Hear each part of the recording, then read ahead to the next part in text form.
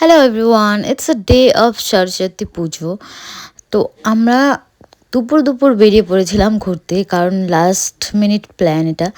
তো আমরা ঘুরতে যাচ্ছি, এখন ডাইরেক্ট যাব, মানে বিএড কলেজ যাবো ভেবেছিলাম, গোসাইহাট বিএড কলেজ, কিন্তু যাওয়া হলো না।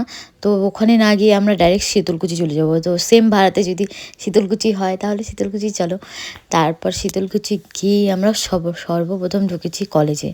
কলেজে তো এখনও অনেকটা ভিড় ছিল।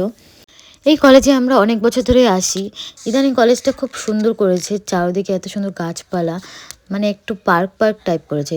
তো খুব ভালো লাগে আসতে। এই নর্মাল টাইমে যদি আসি ফটো টটো খুব ভালো আসে। তো এই জন্যই মনে হয় খুব ভিড় হয়।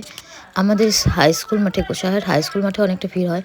তো এই যে কাকি আর এটা আমার ভাইপো, আর একটু আগে আসলে অনেক ফটো ভিডিও তোলা যেত, কারণ এখানে অনেক স্পেস আছে, মানে ফটো তোলার জন্য এক্সট্রা করে কোনো ডেকোরেশনের দরকার নেই। তারপর এখানে হচ্ছে অনেকটা দূর ঘুরে এসে এখানে সেই মা সরস্বতী, এটা হচ্ছে শীতলকুচি কলেজের মা সরস্বতী।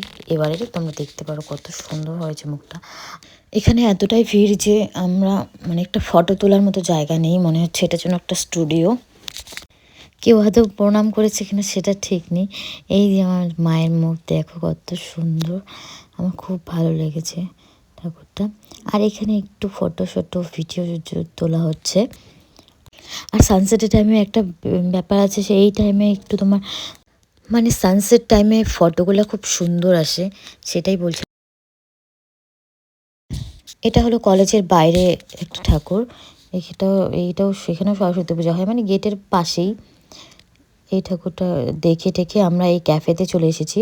তো আমরা তো কিচ্ছু খাইনি, আমাদের সেরকম সময়ই ছিল না, অল্প একটু সময়ের জন্য। তাই ভাবলাম যে একটু কফি খেয়ে যাই। তো দেখি এখানে কফি পাওয়া যায় না, চা পাওয়া যায়। তারপর চাই খেলাম মাটির ভাঁড়ে, কিন্তু মাটির ভাঁড়ের কোনো টেস্ট এখানে নেই। তো আমরা ফটাফট চা খেয়েই চলে যাব গোসাইহাট হাই স্কুলে, কারণ ওটাই ঠিকমতো দেখা হয়নি, মানে দেখা হয়নি প্লাস ফটো টটোও তোলা হয়নি।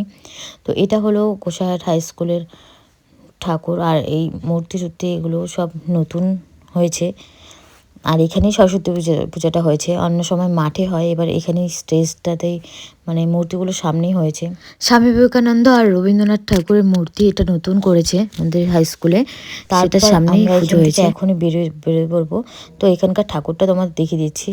এই যে দেখো অনেকটা সুন্দর ডেকোরেশন করেছে, এই ঠাকুরটাও খুব সুন্দর হয়েছে। তো তোমরা বলবে এই ছোট্ট ভ্লগটা কেমন লেগেছে, কারণ আমরা ঘোরাঘুরি করেছি অল্প, তাই অল্প একটু ভ্লগ হয়েছে।